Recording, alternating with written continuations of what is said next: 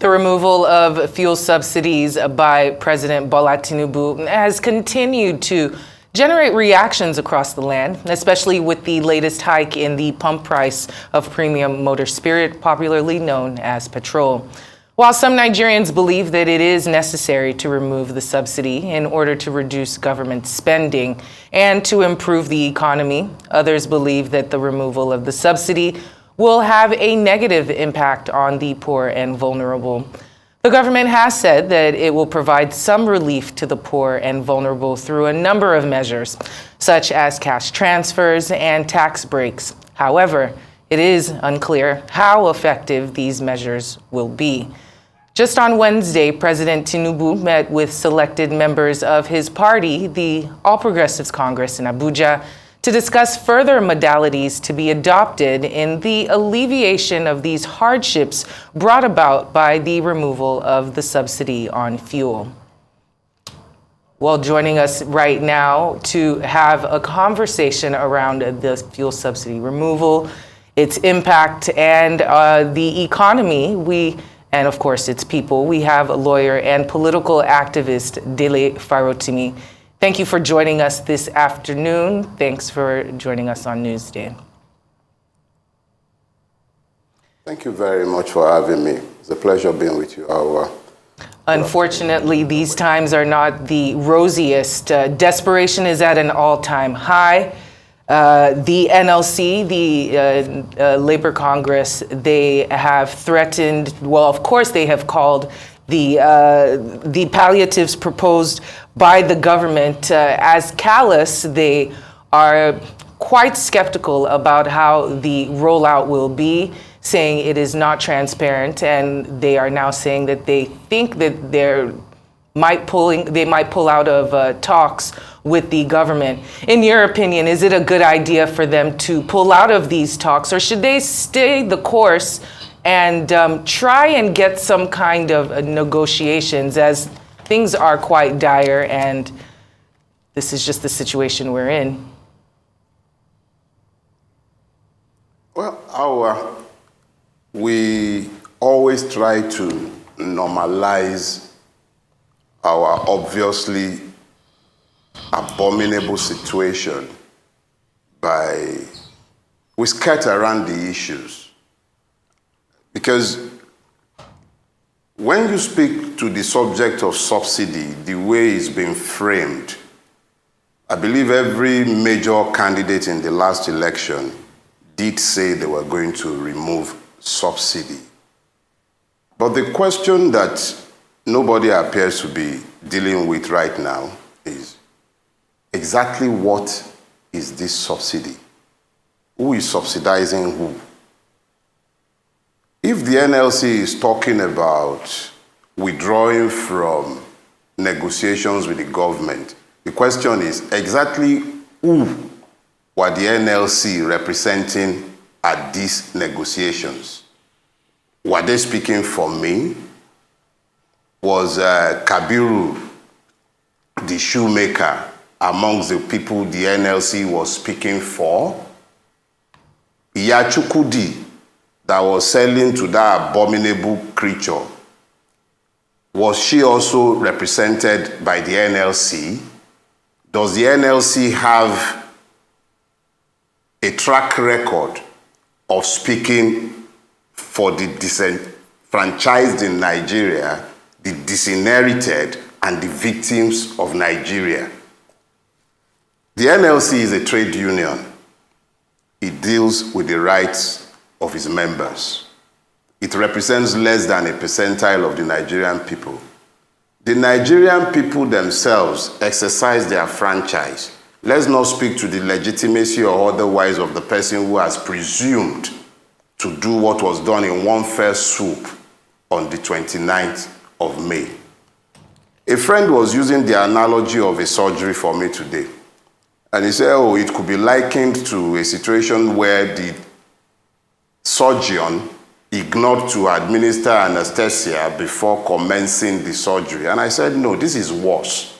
This is a situation where the only thing remaining in Nigeria that the government of Nigeria still gives to the people by default, not necessarily because it wishes them well, but because after it had destroyed our local capacity for refinery, it then began an opaque system that it has never accounted to anyone for. It has destroyed that system. By its own admission, you hear the Nigerian government telling us the bulk of what they are subsidizing are also taken out of the country and small good. Is it Iyachukudi and Dauda that were at the border? Are they the custom? What's the so the failure of government at all levels, the impunity of the stealings that attended the subsidy program, nobody is talking about that, but in a very callous and inhuman manner, those who purport to rule over Nigerians were seized by the courage to throw many more people into what is already a bad situation. Whether the man is meeting with his APC people, whoever he cares to meet with, all of us go to the same market. Whether the person voted APC, PDP, PPP, LP, it does not matter now. All of us are in this boat together. But I'm sorry I've taken so long, but there is a lot to unpack because there are presumptions there. The NLC, as far as I'm concerned, is not in a position to speak for us. It might speak for its workers. And it is fine that the workers should be spoken for. But the average Nigerian has had his voice silenced here. And there is no track record of this government or the one before it having the interest of the people at heart. Palliatives for COVID became party items. That is before you even begin to deal with the mindset that would think it was okay to allocate 70 billion to less than 500 human beings, and then you allocate 48,000 naira over 6 months at 80,000 naira monthly to 12 million households, not persons, household, using a system that is completely opaque, not even open to any scrutiny of any sort, the same way they were feeding children at home during COVID. This is the same system that they are now saying they want to use to share the pittance. So please, there is more to this. I'm not going to have a conversation that talks about palliatives because in reality, they've shared that money already. That's why they can easily seg into, okay, we'll turn it into fertilizer and hose. It's no longer about 8,000 now, it's about fertilizer. Because they've spent the money already. So this is not a conversation about NLC representing us. No. It's about, are we even human? Are they even treating us as human beings? How are people supposed to survive this? You moved it to 500 before they are even done breathing. You say, let the poor breathe. Before they could even exhale. It's gone up again. And I have it on good authority from persons in the industry that at the rate they are going, is going to go up even more. When are the poor now going to breathe? How? You're choking them, asphyxiating them, and you're talking about them breathing. How? Those who have stolen us into this situation, how are they going to pay? Who is holding them accountable? All we are talking about is remove the thing and then palliative. What about accountability? Who is talking about that? Somebody took, I think, 90 billion, the Accountant General of the Federation. What has happened? He's walking away free. Akpabio, who is sat at the Senate as the Senate President, he was facing multiple charges for stealing. That is exactly how brazen we have become. No accountability of any sort, but we want to talk about palliatives and removal of subsidy. What about paying for the crime that has led us into this mess? Who is asking those questions? The point is this: if we are indeed a democracy, we'll be finding out in the coming days because somebody has to pay for this.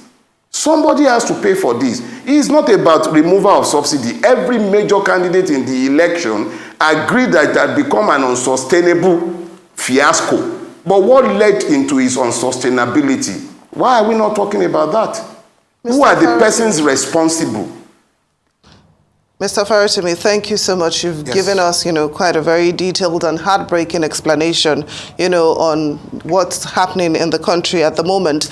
But I think there's one, question that is bugging my mind. It actually sounds very easy, but at the same time, it's a little bit absurd. You talked about justifying the abominable in Nigeria. So I'd like to have your own take on the NNPCL having, should I say, the boldness or the courage, to raise fuel price again just in a matter of weeks. They explain that it's in line with market realities and it's been done to save businesses.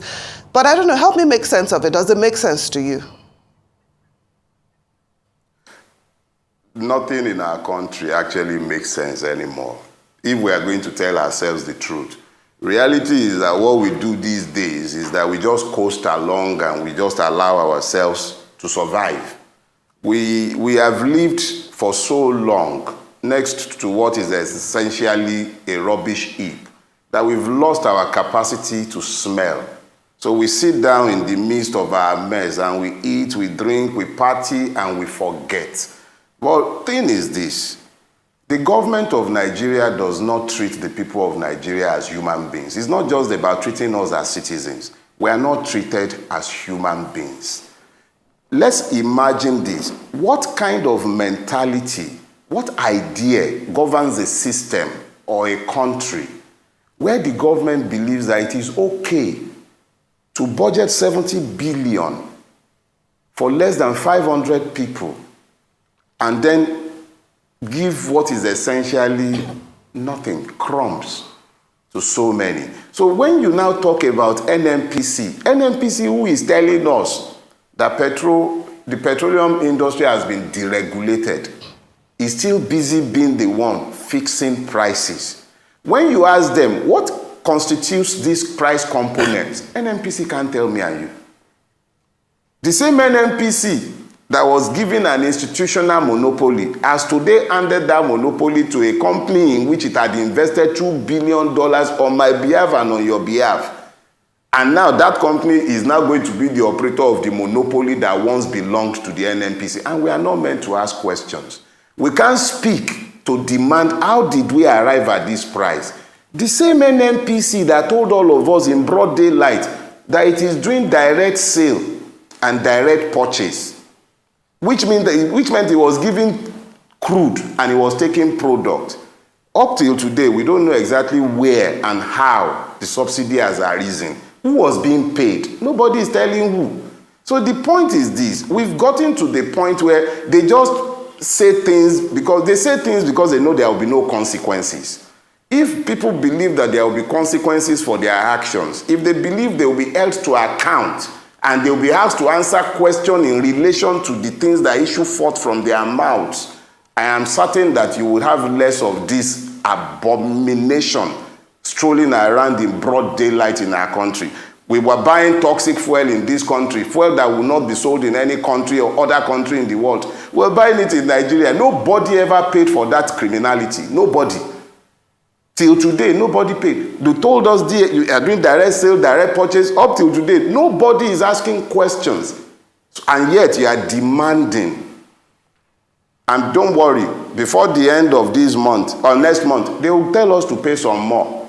It's one blow after the other for the Nigerian. We've become like orphans, tossed around and beaten about by everybody in our space. The government has become the enemy of the people. And we, the people, we have to look beyond all these stupid, petty differences and begin to ask questions, because these are existential issues. They are legislating us into slavery. And we are all alive and well, and we are sat here and we are busy quibbling over nonsense, ethnicity, religion, and we are being systematically enslaved. All of us. Questions that we should ask, we are not asking. The one that should not concern us is what excites us. It's unfortunate, and these issues that we're currently going through with a nation that already had everything together, like had dotted its I's and crossed its T's, this would bring it to its knees. And seeing as we were already hobbling, how do I ask this question? It's a bit of a runaway horse situation that we have now. The APC spokesperson, Bayo Onanuga, he recently came out and has asked the people to be patient. I'm guessing in the most layman of layman's terms, the idea is things are going to get much worse before they get better. So that this period of time is somewhere where we tighten our belts and we gnash our teeth, and then eventually it will get better. At what point in time it will get better is the question. How that is going to happen, seeing as how planning is not our strongest forte within our government.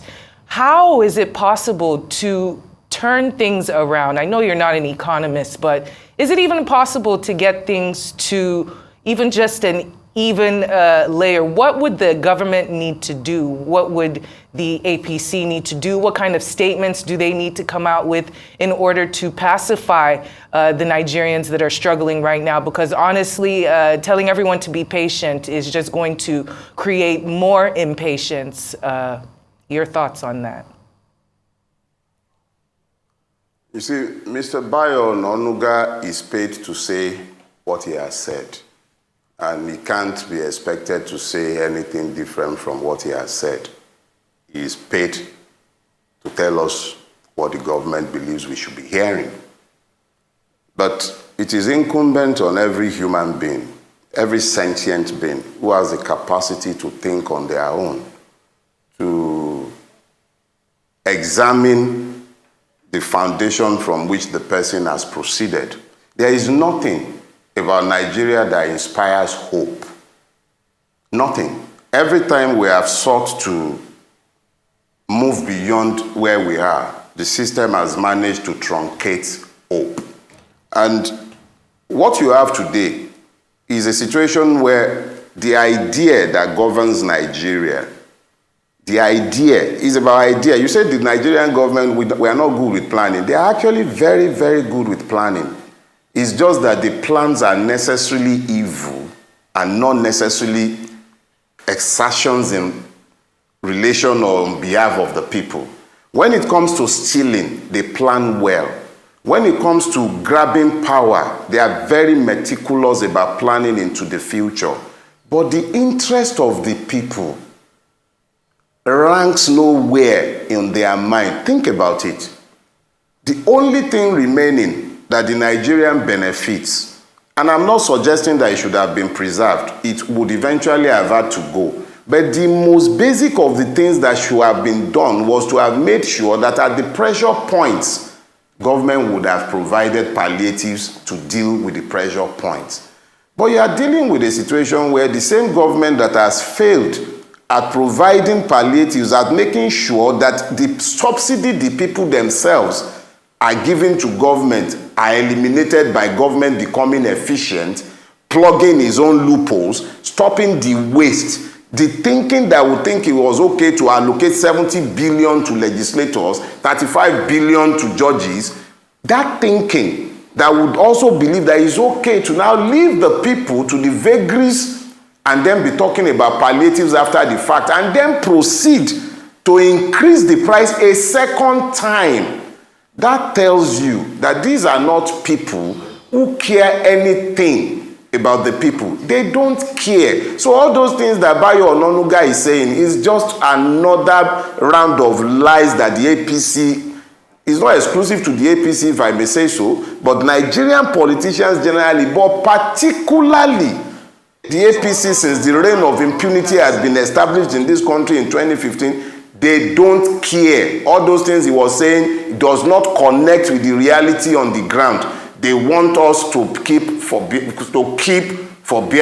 It will get better tomorrow. It has never gotten better on account of the government's action. It's taking the people at every point to provide succor for themselves and to find some relief. The government has only ever occasioned pain in the lives of Nigerians, and nobody has inflicted more pain on us than these Jeroboams who are currently in government. You come in, first thing first, people who are already under pressure, you remove subsidy, quote and unquote, but nobody has any problem with dealing with the many monsters who have stolen us blind. Somebody, Mr. Farotimi. Look, the pain of the Nigerian is systemic and is deliberate. So Bayo Ononuga can say anything he likes. it does not change our reality. They don't care about us.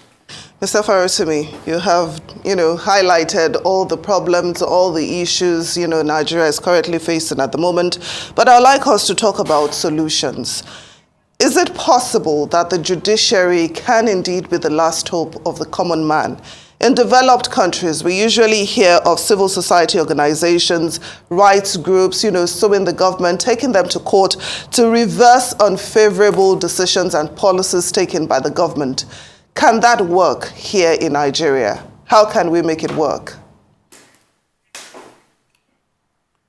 Temitope, see, our people, let me play the ethno-religious card now, the Yorubas. They say that Amokun, Erwewo, Olorile Enwo, Ewosale. You say to the cripple that the load on top of his head is lopsided. And he says back to you, you are focused on the load, you are not looking at my legs. The problem with Nigeria is that foundationally, the government is not interested in doing anything good for the people. Foundationally, the system is not designed to obey the law, is not submitted to law. Foundationally, the Nigerian is not a citizen. So when you have these abnormalities churned together in a mix, you have what we have in Nigeria. But you asked a question that is very pertinent, and it is the one that relates to the judiciary and whether we can expect the judiciary to be the last hope of the common man. I have said repeatedly, and I have no apologies for saying so, that the Nigerian judiciary as an institution has been compromised almost beyond redemption. But I also know that there are still good men and women within the system. Our particular situation at this time demands that men and women need to remember that beyond the verdict of men, there is the verdict of history, and then there is the verdict that will be handed down by God. Truth is eternal. We were all in this country. We all witnessed what happened. If men would have their consciences purchased and forget the need to uphold justice, that is left for them and for God. But we will tell their stories, and posterity will remember.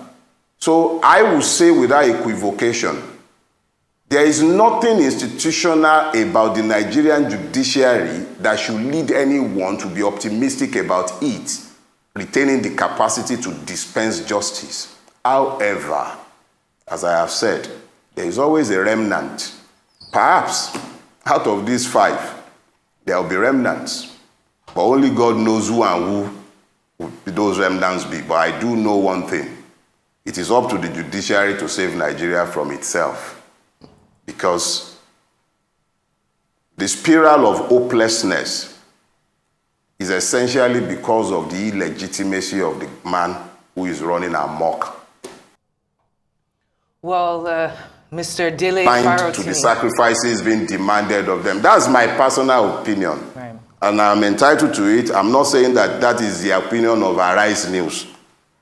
Now, if the people's strength should be aligned behind a vision for change, instead of fighting the person they believe has forced himself on them, they will willfully follow, happily, they will follow the leader that they have elected on their own. So it is critical that there be legitimacy between those who purport to lead and those they are demanding that must follow. If I must follow you, and you are demanding that I should follow you through difficult times, then definitely I must have a say in your election and your enthronement in power. If my right as a citizen has been curtailed, then why should I follow you happily? Well, let me just interject here for the sake of time. We always say, God forbid, for situations we don't want to happen. We have seen the cost of living crisis affect our brothers and sisters in other African countries. Just recently, we've seen footage of Kenyans protesting due to their own fuel increases. Also in Angola, many other countries are facing this. If the judiciary is our last leg for hope in this country, what about the citizens? We definitely do not want a situation where things get out of hand and violence is spread. But speak to the ways that Nigerians can channel their frustrations, let their frustrations be heard on other medium, other than social media and the likes, in a way that is commensurate to the pain that they are feeling. Is that a possibility? I believe that there is a good side to the storm that we're about to go through or that we're passing through.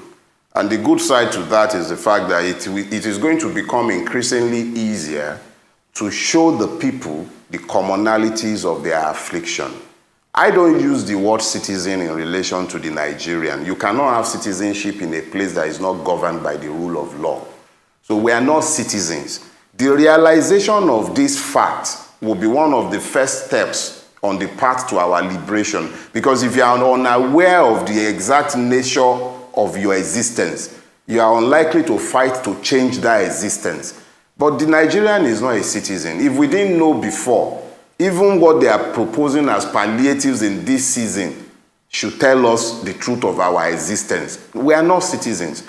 But that state of being has been exacerbated mainly because the rulers have managed to convince the people that they are enemies. So the Igbo is busy hating on the Yoruba is hating on the Hausa is hating on the Fulani, the Ijaw is hating on the Kalabari. Everybody is busy hating on themselves, but the people sharing 70 billion in the National Assembly are not from one ethnic nationality. They are from all across Nigeria. And none of them has deemed it fit to stand up and come and be shouting on behalf of the people that they purport to represent. That tells you that at the level of the ruiners of Nigeria, they understand their common interest and they have aligned. They've become one.